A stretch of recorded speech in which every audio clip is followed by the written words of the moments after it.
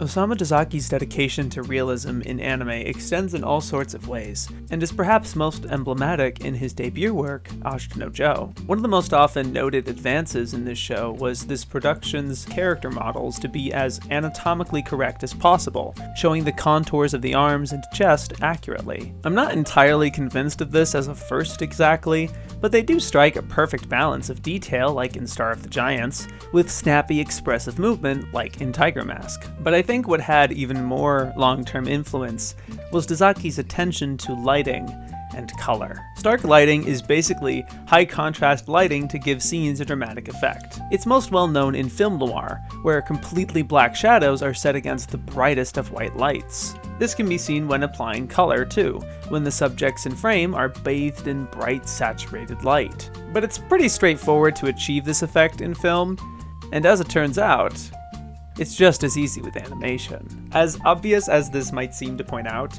it's actually a tall order to color these characters in dynamic light. Colorists have to selectively paint each layer of the subject with a lighter or darker color to simulate the character in their environment. It's not like today where you can shade and light your character hyper-realistic with computers. When you have a light move across a character's face in cell animation, you still have to paint and animate that frame by frame.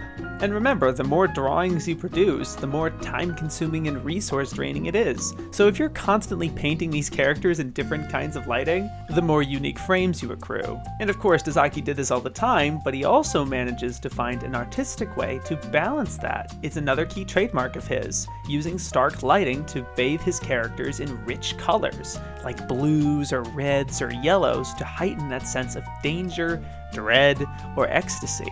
But think about it, when you paint scenes like this, you only have to use one or two colors. Whereas if you color the characters naturally, you have to use more colors. This sort of lighting is another animation shortcut, but one that looks great and doesn't noticeably cut corners. His anime has beautiful colors.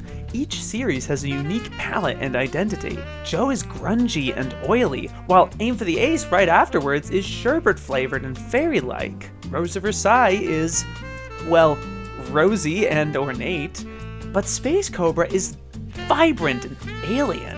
The colors admittedly get somewhat washed out in the 90s, but they're still rich and distinctive. Blackjack is shadowy and clinical, Oniisama A is prim and romantic, and Hakugei Densetsu is savage and dystopian. And if you're confused how a color palette could be dystopian, just picture what a far future repressive dystopia looks like, and this show wouldn't be too far off. All the while, his subjects also appear to glow in all sorts of ways, from the eyes or teeth flashing for brief seconds to evoke that ego or inspiration, to the glistening sweat glazed all over their bodies, to sources of light creating after images like headlights on cars and, well, you ever see Kuroko no Basket? The imagery of the sea gleaming from the sun can be seen as a common motif in his work, which we'll go into detail later. But it's the same as shots like this, where Dezaki deliberately includes aesthetics that can almost be gleaned from real life, but exaggerates them, capitalizing on the artifice of animation.